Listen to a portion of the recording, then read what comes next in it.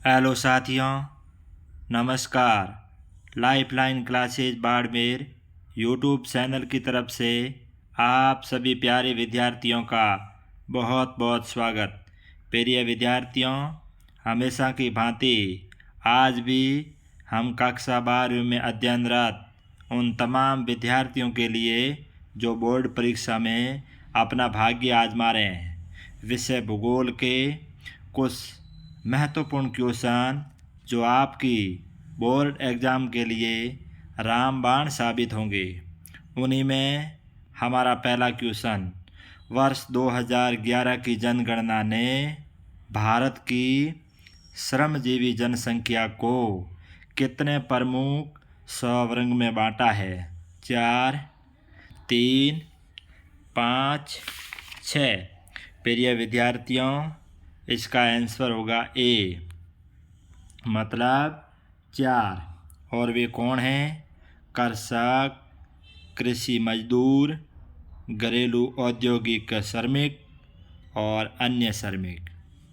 अगला महत्वपूर्ण क्वेश्चन, बेटी बचाओ बेटी पढ़ाओ सामाजिक अभियान से क्या तात्पर्य है?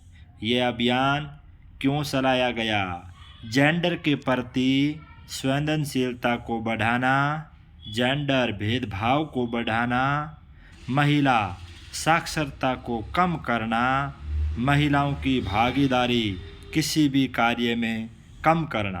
प्रिय विद्यार्थियों, इसका आंसर होगा जेंडर के प्रति संवेदनशीलता को बढ़ाने के लिए हमारे देश में बेटी बचाओ बेटी पढ़ाओ अभियान चलाया गया।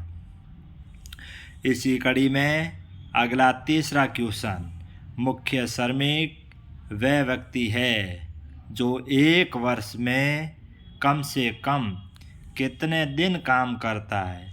190 दिन, 183 दिन, 192 दिन या 184 दिन। प्रिय विद्यार्थियों, इसका आंसर होगा 183 दिन। जो एक वर्ष में काम करता है उसे मुख्य श्रमिक का दर्जा प्राप्त है। इसी कड़ी में अगला क्वेश्चन, आर्थिक स्तर की दृष्टि से भारत की जनसंख्या को कितने वर्गों में बांटा गया है? 3, 4, 5, 6। इसका जो आंसर होगा वो होगा 3।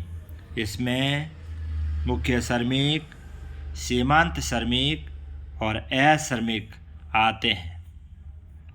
सीमांत श्रमिक वह जो एक वर्ष में कम से कम कितने दिन काम करता है? एक वर्ष में 183 दिन, 190 दिन, 150 दिन, 177 दिन। इसका आंसर होगा प्रिय विद्यार्थियों, एक वर्ष में 183 दिन जो काम करता है उसे सीमांत श्रमिक की श्रेणी में माना जाता है। हमारे देश में किस धर्म की विशालतम आबादी निवास करती है?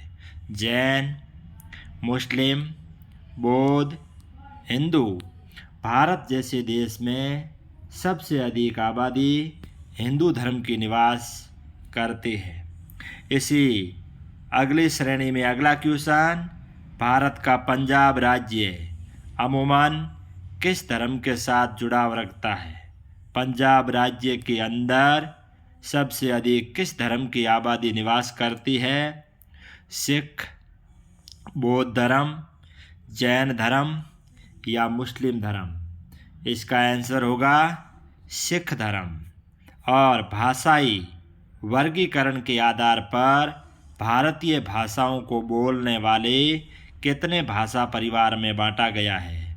4, 3, 2, 1। इसका जो आंसर होगा वो होगा 4। इसी अगली कड़ी में राष्ट्रीय युवा नीति 2014 के अनुसार भारत में किस आयु वर्ग के व्यक्ति को युवा स्वीकार किया गया है? 15 से 29 वर्ष, 15 से 28 वर्ष, 14 से 22 वर्ष या 15 से 30 वर्ष। प्रिय विद्यार्थियों, हमारे देश में राष्ट्रीय युवा नीति 2014 में बनी।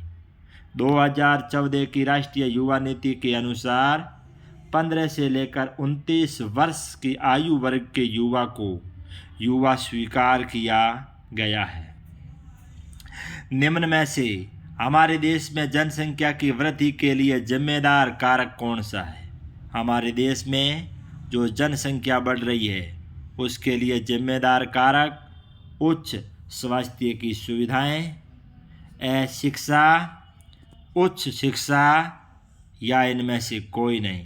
प्रिय विद्यार्थियों, अशिक्षा, अशिक्षित वर्ग आज भी हमारे देश में जनसंख्या वृद्धि के लिए जिम्मेदार है।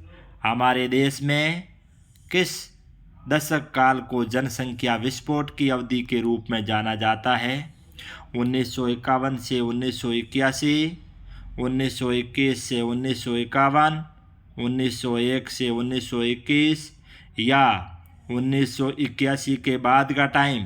प्रिय विद्यार्थियों, 1951 से 1981 के समय हमारे देश में जनसंख्या तेज गति से बढ़ी, इसलिए इस काल को जनसंख्या का विस्फोट काल कहा जाता है। इसी अगली श्रेणी में अगला क्वेश्चन, जनसंख्या वृद्धि के कितने घटक बताए हैं? 2, 5, 4 या 6? जनसंख्या वृद्धि के 2 घटक हैं और वे 2 घटक हैं प्राकृतिक व अभिप्रेरित। हमारे देश में जनसंख्या की गणना प्रति कितने वर्ष के बाद की जाती है? 11 वर्ष, 10 वर्ष, 15 वर्ष या 14 वर्ष? हमारे देश में प्रति 10 वर्षों के बाद जनसंख्या की गणना की जाती है। अगला क्वेश्चन, हमारे देश में जनसंख्या गणना किस सूची का विषय है? संघ सूची, राज्य सूची, समवर्ती सूची या इनमें से कोई नहीं? प्रिय विद्यार्थियों, जनसंख्या की गणना करना केंद्र सरकार का कार्य है और जनसंख्या की गणना करना संघ सूची का विषय माना जाता है। इसी अगली कड़ी में 2011 की जनगणना के अनुसार भारत में सर्वाधिक जनसंख्या वाला राज्य कौन सा है? उत्तर प्रदेश, बिहार, गोवा, महाराष्ट्र। 2011 की जनगणना के अनुसार सर्वाधिक जनसंख्या उत्तर प्रदेश राज्य में निवास करती है। अगला क्वेश्चन, निम्न में से किस स्थान पर विशाल जनसंख्या का दबाव नहीं होगा?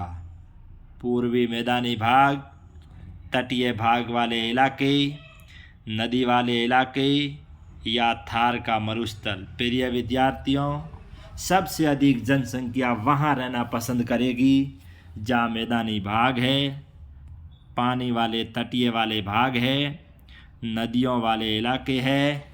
सूखे मरुस्थल में अमूमन आबादी कम रहना पसंद करती है, तो थार जैसे मरुस्थल में भी जनसंख्या का दबाव कम होगा। अगला क्वेश्चन, 2011 की जनगणना के अनुसार भारत में जनसंख्या घनत्व कितना है? 382 व्यक्ति प्रति वर्ग किलोमीटर, 381 व्यक्ति प्रति वर्ग किलोमीटर, 386 व्यक्ति प्रति वर्ग किलोमीटर या 390 व्यक्ति प्रति वर्ग किलोमीटर? 2011 की जनगणना के अनुसार हमारे देश में 382 व्यक्ति प्रति वर्ग किलोमीटर पर निवास करते हैं। 2011 की जनगणना के अनुसार भारत में सबसे कम जनसंख्या घनत्व किस राज्य का है? ऐसा कौन सा राज्य है जहां जनसंख्या घनत्व सबसे कम है? अरुणाचल प्रदेश, राजस्थान, गोवा, मणिपुर? प्रिय विद्यार्थियों, इसका आंसर होगा अरुणाचल प्रदेश। आज के हमारे इस वीडियो का आपके लिए ये लास्ट क्वेश्चन है। बोर्ड परीक्षा आपके लिए नज़दीक है। याद रहें, लोकसभा चुनाव भी नज़दीक होने के कारण आपकी परीक्षा भी इस बार समय से पहले होगी। इसलिए आप सभी अधिक से अधिक पढ़ें, मेहनत करें और महत्वपूर्ण क्वेश्चन याद करें ताकि बोर्ड परीक्षा में आप अपना बेहतरीन रिजल्ट दे पाएँ। इसी आशा और अपेक्षा के साथ जय हिंद, जय भारत।